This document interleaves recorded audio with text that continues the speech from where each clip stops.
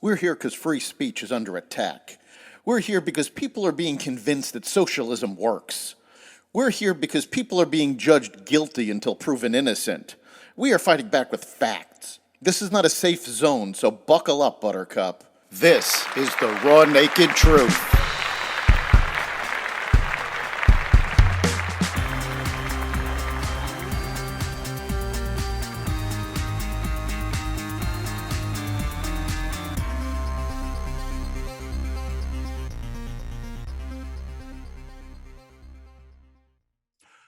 Welcome to the Raw Naked Truth. I'm your host, Eric Lopkin, and with me today is special guest Bill Correll.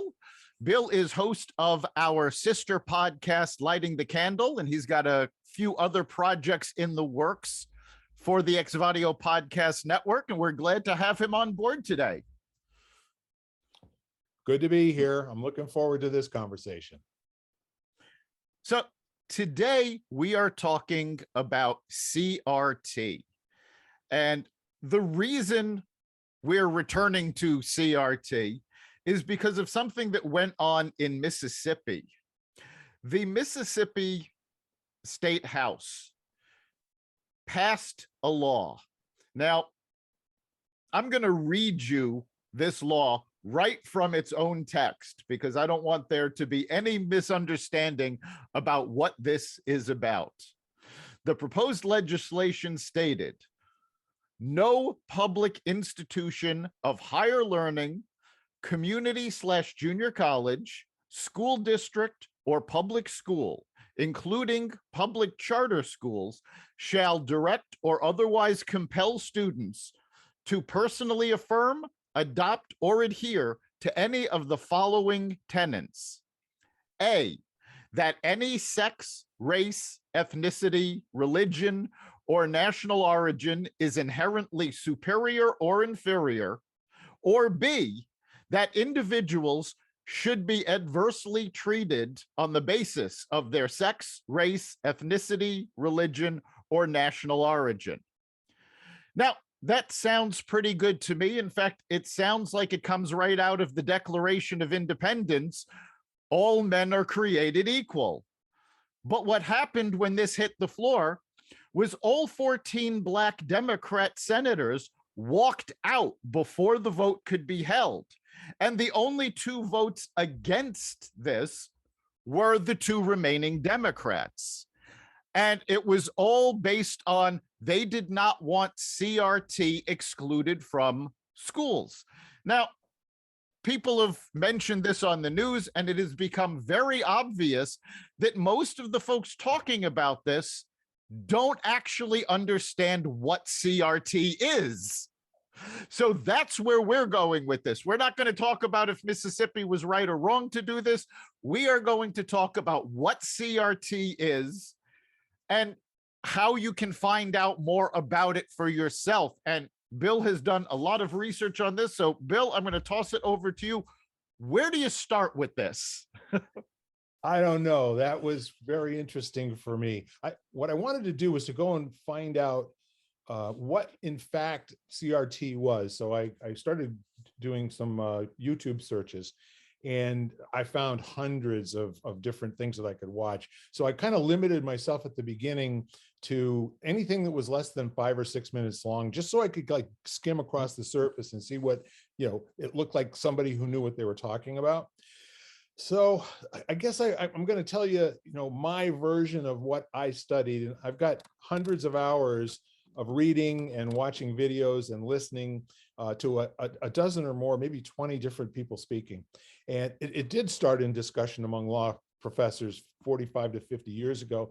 And they were kind of noodling the idea, from writings that came from the early part of the 20th century and the late part of the 18th century, post-Marxist, right? And so they more or less took on this academic conversation of a hypothesis that despite all the efforts since ending slavery to level the playing field for Blacks in our country, there was still specific inequity demonstrated in law enforcement, schooling, business, and government in general. So that seems like a pretty good place to start a conversation and ask questions, don't you think? I would agree. It is, yes. And so then there's all of these ancillary, let me put it to you this way. You can go down a lot of rabbit holes here. There's the rabbit hole that says, well, how are they doing, prior to the Equal Voting Rights Act? How are they doing, prior to the other things, with the Great Society in the 1960s? How were they doing before the interstate system came in and destroyed neighborhoods and divided people on one side of an interstate highway and the other side? So that's a whole study in and of itself. But what I want to say is that as far as the academic side is concerned, through the 1990s and the 2000s, there have been many books and papers written further discussing the opinions about this academic theory, a theory. And I think you could probably look at the timing of it to some key things happening in the news, like the early 1990s, coincidentally was around the time that Rodney King was beaten and the video came up. And we've seen it again and again through 2012, 2013, and the most recent writings. And I'm not going to mention the writers' names on here because it's just too many. And it's kind of like going to a Chinese buffet where each place has its own way of making hot and sour soup, say. No two recipes are exactly the same, but the theme and the fundamental principles of that, they're there. So all of these flavors distill down to some basic design principles as well. And the theory states as a truth, like this is not up for negotiation, racism is baked into all society. I mean, does that communicate, Eric?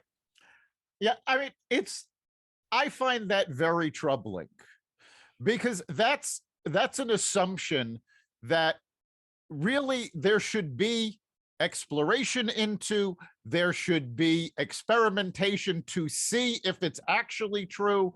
But most of the writers that I've come across on CRT start with that point as non-negotiable. 100%. And you have to have, come on, Siri, give me a break. So you have to have a mother of all statements for any theory, correct? Right. And a theory is not necessarily something that's been proven. It's something that seems like there's a preponderance of evidence for, but maybe we haven't really given it the real acid test.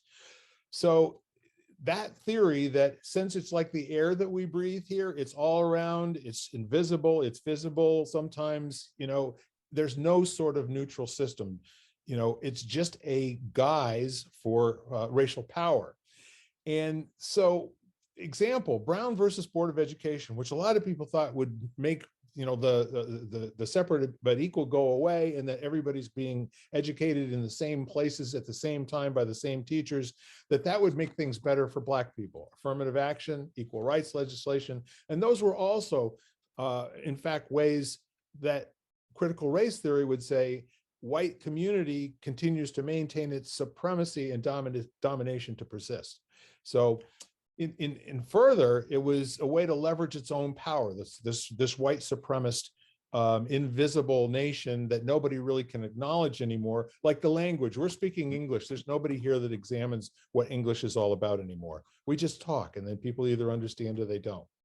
So it was never about creating any type of equality. Something went wrong. Or please try again. Excuse me one second. Okay, so it never was about any leveling the playing field. It was, according to CRT, it was always one more way for white people and the white system and the white supremacist, invisible empire to maintain its leverage and continue to persist. So wait a minute, I want to touch on that a moment because I want to make sure we've got this clear for our listeners. According to CRT, things like Brown versus Board of Education, like affirmative action, these were not meant to help African Americans. They were a way for white supremacists to continue to hold them down. 100%.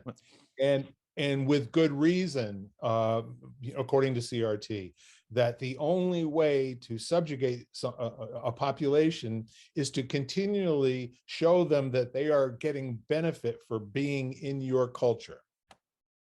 So these are cookies, according to CRT. These were not earth-shattering things that were intended to finally just be equal. But the interesting part is when that period of time, that 20 to 30 years, and this so-called leveraging the power, and so all forms of capitalism and meritocracy are just guises for power, and therefore any disparity is equal to racism. And in fact, power and racism change their definitions in CRT. When you hear somebody being referred to as a white supremacist, they're not talking about people who traditionally would belong to the skinheads, or they would belong to the KKK or any overt group like that. They're talking about any institutional structure that is based on anything that was originally intended to maximize the outcomes for so-called white people, or the people with the money, right? Well, I think at this point, it's gone beyond just institutions. I mean, remember, it was just recently in the California gubernatorial recall election that CRT proponents called Larry Elder, a very prominent African-American radio host, the blackface of white supremacy. And you know what they were doing is they were standing inside of the CRT definition, so that when you hear people like Jesse Jackson and Al Sharpton and all those kind of people talk about racism, they're talking power, okay? They're not talking about people whose ethnicity is African. And in fact, it doesn't have anything to do with that. So what's real interesting here, whenever you see a statistic where Black people or the oppressed, you got to work with me here. We're not talking Black anymore. We're talking power, right? Whenever there is an oppressed person who is underperforming an oppressor, then that is the cause for explicit reason, and it is racism, okay? So there's no ifs, ands, or buts. It's either this or it's that. It's either Black or it's, not. It's either white and racist, or it's not, right? Exactly. And it's gotten to the point where people are just falling back on this racist argument. Just had a city councilwoman from New York tweet about how the whole point of the police was to keep slaves in check, and therefore the institution can't possibly progress past where it was almost 200 years ago. It's the same group of people, and it has to be disbanded. 100%. And this argument doesn't need to have any factual basis. The argument is present simply because the theory states that, all of these systems were set up by white people to favor white people, and therefore white people now have a duty. The white people have a duty that all of these things have to be torn down in order to achieve racial equity and to change the standard. And that is to alleviate the racism that is inherent in those systems and can't be removed surgically. It has to be destroyed, flattened out, and rebuilt from nothing. Right. Now, of course, by destroying an institution and rebuilding from scratch, essentially what it does is it gives the people who are pushing this agenda the ability to remake institutions in their own image so they can grab the power. Well, I'll tell you what, I don't know that in CRT is particularly, that's what it's about, as much as that's what people are using it for. Right. If you pick up a hammer and you try to use it for something other than it's intended for, there could be some pretty drastic, consequences. But where we can take this and we can say it can be spoon-fed to people a little bit at a time, because there's no argument that historically most, and we could even stipulate 150, 200 years ago, all Black people had a horrible life, and for the most part, not much fun, etc. Yep. So now we'll project that onto our school kids today, And we'll say, well, if they're Black children and they're in a white experience school, the white kids have privilege because the system was built for them. And therefore we have to change the standard around each and every observance of disparity. And this sells in Peoria to a lot of people, unfortunately, because they're not thinking about what it means. It's always thinking about how it would apply to someone else. And again, an academic theory is meant for people who have the basis and the grounding and all the factual definitions and all of the history of the theory itself, without trying to bring history and what happened to people into it as well. That's where everything breaks down. And I'll give you an example. Do you remember when the Da Vinci Code came out? Sure. People believed that Mary Magdalene was the 12th apostle. Yeah, it didn't matter that the book was clearly labeled fiction, that Dan Brown had written fictional books before. That particular topic hit people so that they believed that was truth. Exactly. So here's where the theory of critical race, and there are so many derivations of critical theory, it comes with a component that their activism has to be present. You either are anti-racist or you're racist.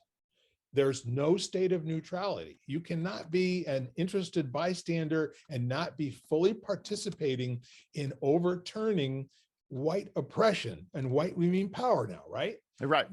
This is what's confusing for most of the people out there, in the public square, is they're really thinking in terms of white people and Black people. But let me tell you right now, those folks that have made something of their lives financially, education-wise, that they're at the pinnacle of what they do, like the basketball players and athletes, and let's just think of somebody who you would categorize as somebody who's a hero in everybody's book, has nothing to do with what color they are. Well, guess what? They're now part of the oppressors because they're taking advantage of the white system that was designed to favor some people's outcomes over other people's outcomes. Does that make sense?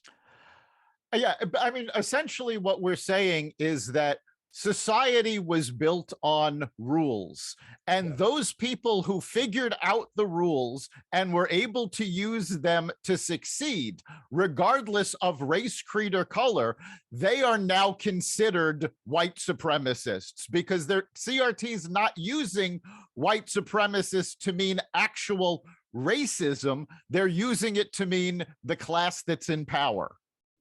100%. And if you don't realize that you're part of the oppressors and you get called out for it, you damn sure better say, yeah, I am. I'm the reluctant recipient of some privilege that I'm not entitled to. It really should go to other people besides me. And that's the theory talking. That is not anybody doing anything that they shouldn't be doing outside of the theory, because the critical race theory is very simple and straightforward. How it gets rolled out in diversity, inclusion, and equity training, that's a different story entirely. I don't want to get really into those weeds today because that's part of what we're talking about that went on in Mississippi.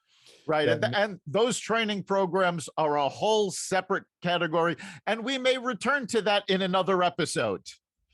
I think it's fascinating to be able to argue for both sides. Okay. Yep. I can certainly see why people who have observed things they just can't stand and can't be with, like, for instance, the events of the last 10 or 12 years with people being killed at the hands of police.